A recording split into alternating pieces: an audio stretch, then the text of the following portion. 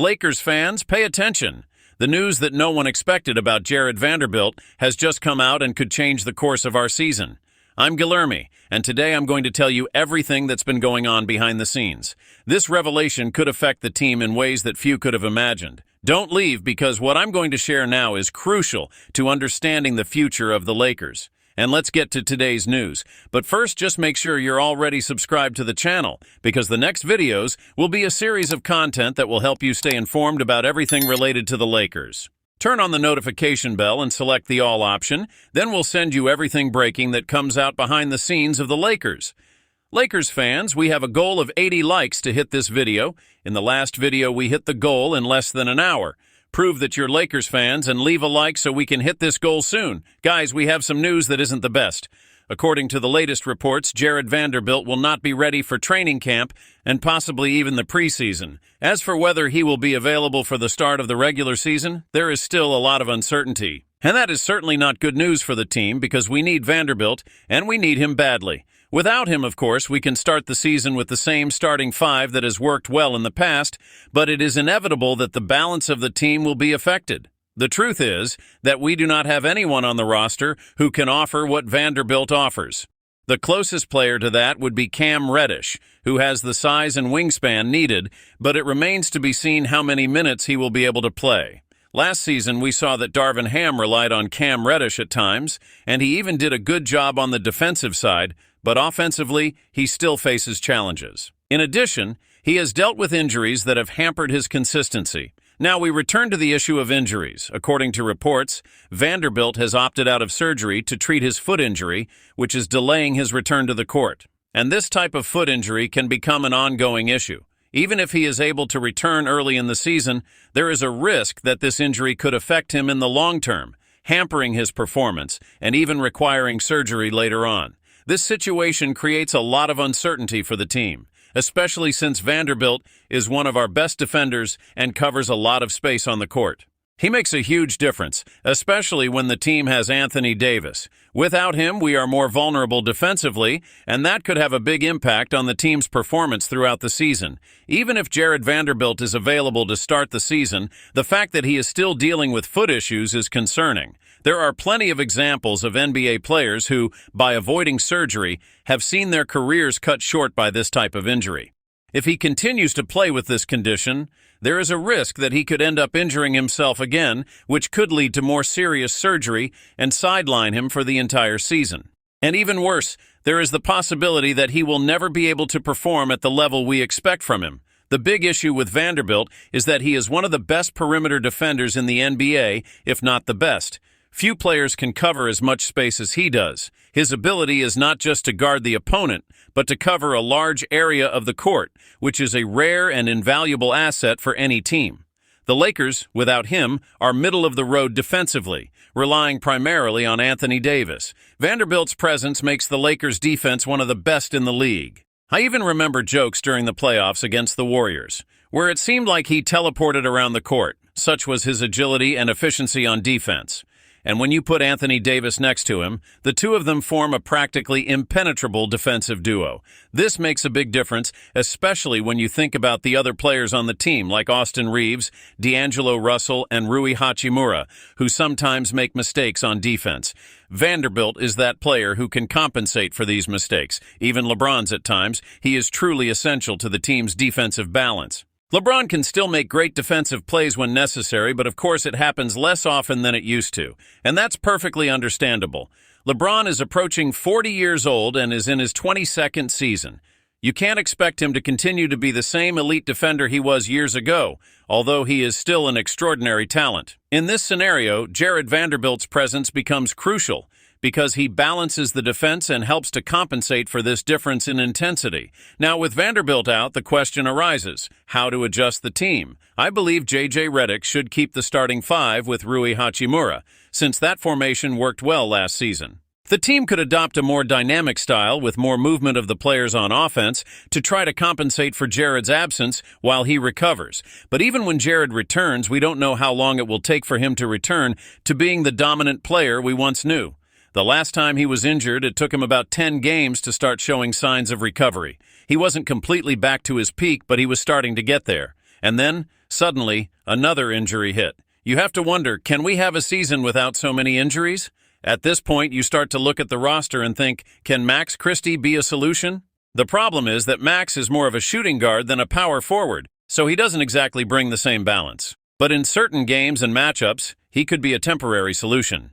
He's an excellent 40% three-point shooter and is arguably our second-best perimeter defender, right behind Vanderbilt. The question is how to balance the team until Jarred is back in full form. I think there's a case to be made for Gabe Vincent and Cam Reddish as well, but Max Christie, in particular, has shown interesting potential in that regard. If he can maintain his consistency on threes and position himself well on the court, he could really be a valuable asset to the team. I'm not saying he needs to start right away, but it would be interesting to see how he performs in key moments, perhaps coming on early in the third quarter to add some new momentum to the game. It's worth testing and seeing how it works. Dalton Connect, on the other hand, has a little more size, but the challenge is that we're putting a lot of pressure on a rookie who struggled defensively in Summer League. Still, I have to give him credit. What I like about Dalton is that he doesn't give up on plays. Even when he's outplayed, he keeps pushing, sliding his feet, and trying to stay in front of his opponents. That kind of dedication is important and shows that he has potential to improve. Of course, we know there is a big difference between Colin Castleton and Anthony Davis, especially when it comes to experience and defensive impact. But if Max Christie can get the basics right on defense, we can count on Anthony Davis to clean up the rest. Davis has that ability to cover a lot of space defensively, which could take some of the pressure off of younger guys like Christie. The point is, even with these options, we are in a period of testing and adjustment. We need to figure out what formation will work best, but that doesn't mean we shouldn't give these guys a chance, especially when we've seen how hard they've been working. The big problem right now is that we're putting a lot more weight on Anthony Davis's shoulders, and looking at offense, players like Dalton Connect, Austin Reeves, and D'Angelo Russell aren't gelling the way we'd like. If Dalton can become the offensive player we've been hoping for, the Lakers would undoubtedly be a tough team to beat on offense. But the question is, what about defense? Right now, we're trying to win games by relying on our ability to score points, which on many nights it can work. But to be seen as a truly competitive team, that's not enough. The defense still has to be consistent, and that's where things get complicated. I've talked about this before, including with Rui Hachimura, and it's something I've always insisted on, even when the Lakers were undefeated with Rui in the lineup. I've always asked, what happens when the offense stops working?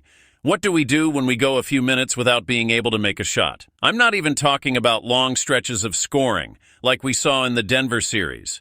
The problem is what happens when you can't stop the other team and they keep scoring at will. Plus, if they miss, they end up grabbing the offensive rebounds because we can't secure those rebounds. It's no coincidence that when our offense was flowing against Denver, we were able to build a 20-point lead. But as soon as the offense struggled, Denver quickly shut us down because we couldn't hold our ground on defense. This exposed a weakness in the lineup, something we need to fix if we want to be truly competitive. If I were to pick, I would probably opt to give Cam Reddish a chance. Putting him at the 3 position would be interesting, especially because of the size and athleticism he brings. Sure, he doesn't have that super consistent shot, but we've seen moments where he's excelled and shown potential. What matters here, more than his shot, is his ability to contribute in other areas like rebounding and defense. With what J.J. Redick is looking for the team, especially in the movement of the wings, Reddish could fit in well. He's quick, athletic, has an impressive wingspan, and could cover that space well, both on offense and defense. This would help a lot until Jarred Vanderbilt is back and ready to take over the role again. When that happens, we could slowly integrate him in without rushing. I know this might not be the most obvious or popular choice, but I would try Cam Reddish. Same goes for Max Christie. I know that given Vanderbilt's situation, Rui Hachimura will probably start, and rightfully so. But experimenting with other combinations like Max Christie or Reddish is essential to see what might work. We often see Taurean Prince and Cam Reddish playing together, so why not keep it simple? I would put the team's top 4 in and give Reddish the chance to add that defensive versatility and improve our rebounding. Beyond that, the options are limited. Max Christie has talent, but he doesn't have the size to fill that role very well. If you're asking him to guard the 1 or 2 positions, that's fine. He can do it. But when it comes to defending the 3, that's where the size issue comes in. He simply doesn't have the physical advantage that someone like Cam Reddish has. Dalton Connect, for example, is a risky bet. We're talking about a rookie who, right off the bat, would have to take on a lot of responsibility almost as if he were a veteran. And that's complicated because he hasn't shown all that potential yet, not even in the summer league. He's shown some offensive ability, but defense is still an issue. Now, if the focus is only on offense, you could go with Rui Hachimura, who is reliable in that aspect. But if you're looking for a balanced team, the story changes.